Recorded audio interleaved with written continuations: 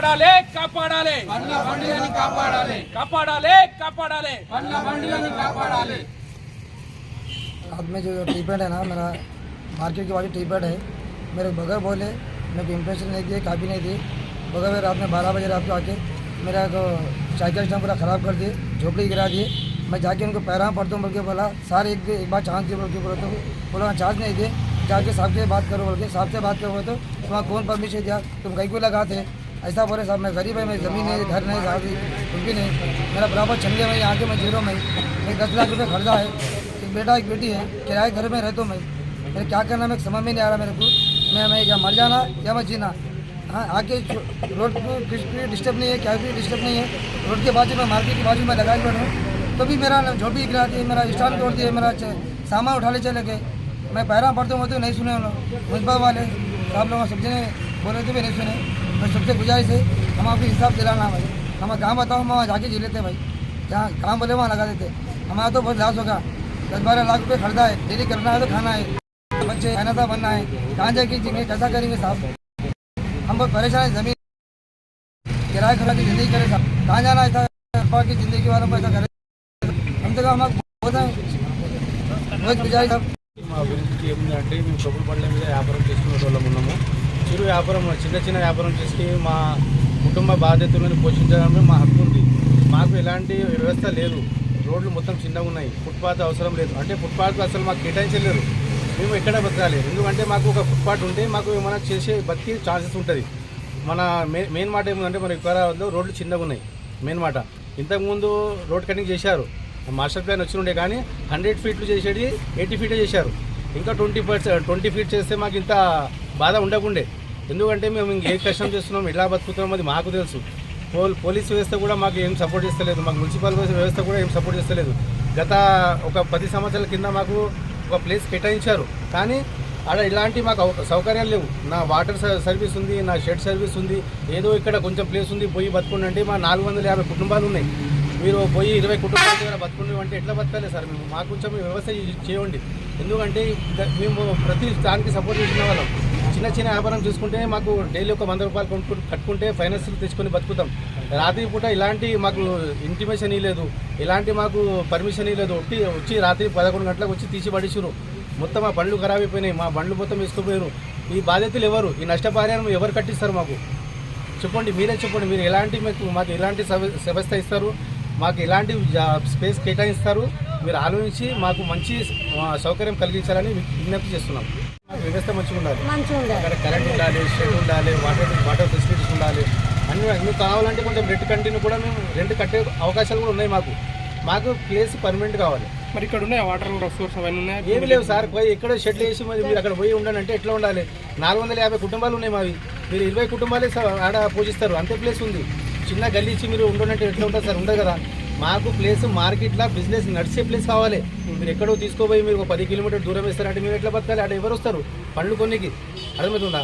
మాకు కూరగాయల మార్కెట్ పక్కకు కావాలి ప్లేస్, అంతే మేము డిమాండ్ చేసేది అదే ఉంది। ఇంకోటి ఏముందంటే రోడ్డు వెడల్పు అంటే ఈ ప్రాసెస్ అంటే ఈ టెన్షన్స్ రావు। మెయిన్ మాట మన రోడ్ చిన్నగా ఉంది, ఫుట్పాత్ ఏడా ఉంది సార్ మనది? వికలాంగులు ఎట్లా నడవాలి? అంబులెన్స్ అంటారు, మీరు ఒప్పుకుంటాం, ఎందుకంటే పాపులేషన్ పెరుగుతుంది, అంబులెన్స్ పోవాలంటే ఫుట్పాత్ కూడా కావాలి కదా సార్, అంటే ప్లేస్ ఎక్కువ ఉంటాయి, మేము జరిగిపోతాం అక్కడ పక్కకి, రోడ్ క్లియర్ ఉంటుంది, ఎలాంటి డిస్టర్బెన్స్ ఉంటాయి సార్। ఇంకొకటి మీ మీద కూడా మరి మీరేమంటారు? ఉంది సార్, మేము యాక్సెప్ట్ చేస్తాం, మీరు ఎవరు చేస్తే వాళ్ళు తప్పు మీద వాళ్ళు శిక్ష చేయండి, మీరు ఒక్కటి చేస్తే అందరు తప్పు చేసినట్టు కాదు కదా, ఎవరు చేస్తారు వాళ్ళ మీద మీరు యాక్షన్ తీసుకోండి। మేము కూడా అదే చెప్తాము, మేము రోడ్డు మీద ముందరకు జరుగుతున్నాం కదా, ఎవరు జరుగుతున్న వారి మీద యాక్షన్ చేసుకోండి, మీరు ఒక్కటి చేస్తే అందరి మీద వస్తుంది కదా సార్, అది కూడా తప్పు కదా। మేము చెప్పేది ఒకటే డిమాండ్, ఏం లేదు, మాకు ప్లేస్ మంచిగా కేటాయిస్తే మేము రోడ్డు మీద ఎందుకుంటాం సార్ చెప్పండి? గత సంవత్సరాల నుంచి చెప్తుర్రు ఆడవండి ఈడవండి, ఎక్కడ పోవాలి? అక్కడ ఏం లేదు మాకు వ్యవస్థ, ఎట్లా పోవాలి? అక్కడ మార్కెట్ వెళ్ళిందని చెప్పారు ఇంతకుముందు బట్టర్ సింగర్ ఎమ్మెల్యే, అంటే ఆడ ఆల్రెడీ మొత్తం ఫెసిలిటీస్ ఉన్నాయి ఆడ, అందుకోసం వెళ్ళారు వాళ్ళు। ఇంతకుముందు విన్న వాళ్ళకి ఏం లేకుండే, ఇప్పుడు షెడ్లు వేసారు, వాటర్ ఫెసిలిటీ చేసారు, కరెంట్ వేసారు, రైట్? ఓకే, మా డిమాండ్ ఎంత ఉన్నా సార్?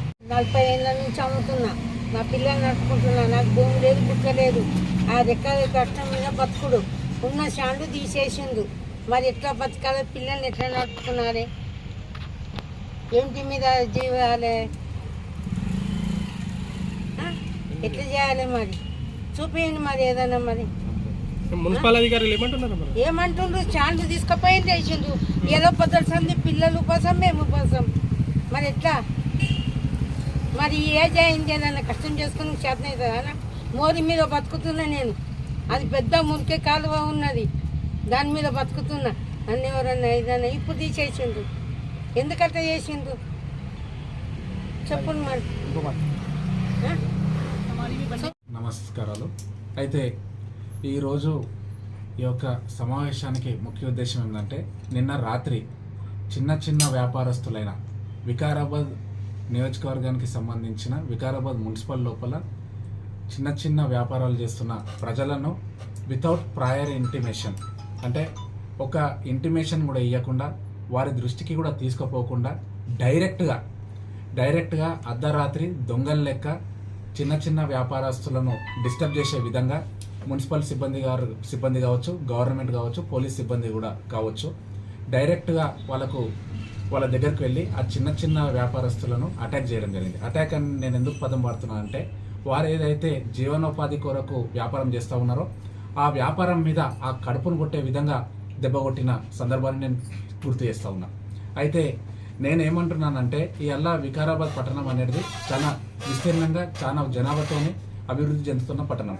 అయితే ఈ వికారాబాద్ పట్టణం లోపల పండ్ల వ్యాపారస్తులు అనేది చాలా ఇంపార్టెంట్. ఎందుకొరకంటే 60,000 మంది దాదాపు ఈ వికారాబాద్ పట్టణంలో నివసిస్తే దాదాపు చాలామంది కూడా పండ్లు కూడా కొనుక్కుంటున్న సందర్భం ఉంటుంది.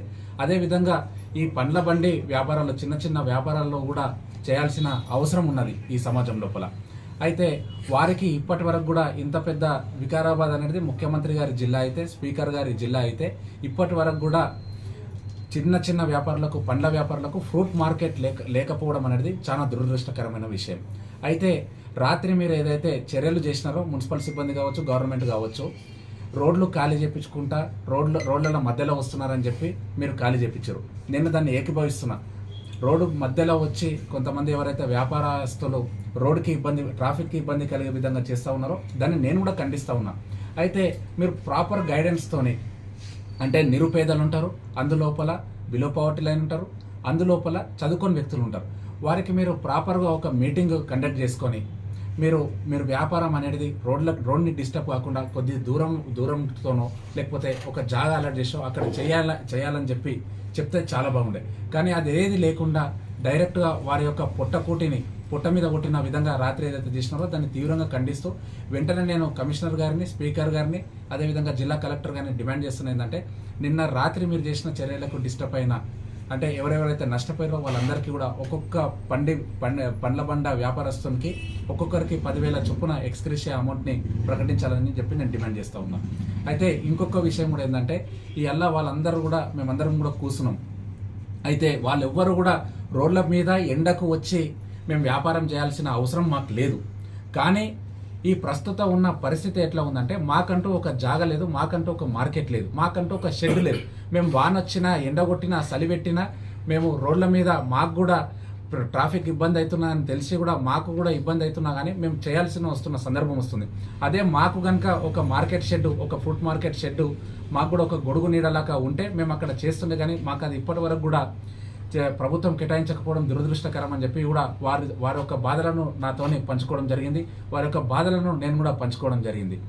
అయితే నిన్న జరిగిన విషయాన్ని మరి దీనికి కమిషనర్ గారు ఏ విధంగా సమాధానం చెప్తారు, అదేవిధంగా స్పీకర్ గారు ఏ విధంగా సమాధానం చెప్తారు, అదేవిధంగా పోలీస్ వ్యవస్థ ఏ విధంగా సమాధానం చెప్తారని చెప్పి నేను బీఆర్ఎస్ పార్టీ రాష్ట్ర ప్రధాన కార్యదర్శిగా, యువజన విభాగం, అదేవిధంగా ఒక అడ్వకేట్గా నేను వారిని ప్రశ్నిస్తూ ఉన్నా. అయితే ఇంకొక విషయం కూడా ఇలా తెలవాల్సిన అవసరం ఏమున్నది అంటే నేను ఏ విధంగా అంటే నేను ఈ మాట అనొద్దు నాకు తెలియదు. కానీ నేను ఇవాళ మున్సిపాలిటీ లోపల దాదాపు 250 పండ్ల బండ్లకు సంబంధించిన వ్యాపారస్తులు, చిన్న వ్యాపారస్తులు అందరూ కూడా మున్సిపల్ ఆవరణ లోపలికి మున్సిపల్ ఆఫీస్కి రావడం జరిగింది. అక్కడ మున్సిపల్ చైర్పర్సన్ గారు లేకపోవడం చాలా దురదృష్టకరం. నేను వారికి చెప్తా ఉన్నా, నేను అనన్య గారికి నేను ఒక్క మాట చెప్తా ఉన్నా, అమ్మ మీరు స్పీకర్ బిడ్డగా ఈ ప్రాంతం లోపల చైర్మన్గా ఎన్నుకోబడ్డారు. నేనేమంటున్నా అంటే మీరు అతి పిన్న వయస్కురాలు, అంటే మీరు ఒక మున్సిపల్ చైర్పర్సన్ వరకే ఉందామని చెప్పి కూడా మీరు రాజకీయాలకు రాలేరు. ఖచ్చితంగా మీరు కూడా మీ తండ్రి అంత ఉన్నతమైన స్థానాలకు పోవాలని చెప్పి మీరు ఈ రాజకీయ ఆరంగంటం చేసినారు. అది డెఫినెట్ నేను స్వాగతిస్తా. ఎవరి ఆశయాలు వాళ్ళకు ఉంటాయి. అయితే నేనేమంటున్నా అంటే, మీరు ఎప్పుడైతే పేదల గురించి కొట్లాడతారో, చిరు వ్యాపారుల గురించి, చిన్న చిన్న వ్యాపారస్తుల గురించి కొట్లాడతారో అప్పుడు లీడర్ అవుతారు తప్ప ఉన్నోళ్ళకు కాపు కాస్తే కారు. మీరు వెంటనే స్పందించాలి. మున్సిపల్ అనేది వికారాబాద్ మున్సిపాలిటీ లోపల ఏ ఒక్క సమస్య వచ్చినా you are the first citizen of this municipality. కాబట్టి మీరు స్పందించాలి. మీ చేతిలో ఉన్నది. నేను అనుకుంటే ఏంటంటే, మీరు మున్సిపల్ చైర్పర్సనే కాదు, ఒక స్పీకర్ గారికి బిడ్డే మీరు. అంటే దాదాపు మీరు ఖచ్చితంగా రేపు పొద్దున మీరు అత్యంత ఆశయంతో వచ్చిరని చెప్పి నేను కూడా నమ్ముతా ఉన్నా. మీరు ఆ ఆశయాలన్నీ కూడా మీకు నెరవేరాలంటే కూడా ఇటువంటి వ్యాపారస్తుల మీద మీరు ఖచ్చితంగా స్పందించాలి. మీరు వెంటనే స్పందించి, మీరు ఎక్కడున్నా తక్షణమే స్పందించి వీరికి వెంటనే ఒక 2 రోజుల లోపల ఫ్రూట్ మార్కెట్కి సంబంధించిన ఒక జాగను టెంపరీగా అలాట్ చేపించి, అదేవిధంగా మీరు ప్రభుత్వం పైన ఒత్తిడి తెచ్చి ఒక మంచి షెడ్ను, మంచి నిర్మాణం చేసే షెడ్ను కూడా మీరు ఏర్పాటు చేయాలని చెప్పి నేను డిమాండ్ చేస్తూ సెలవు తీసుకుంటా ఉన్నాను.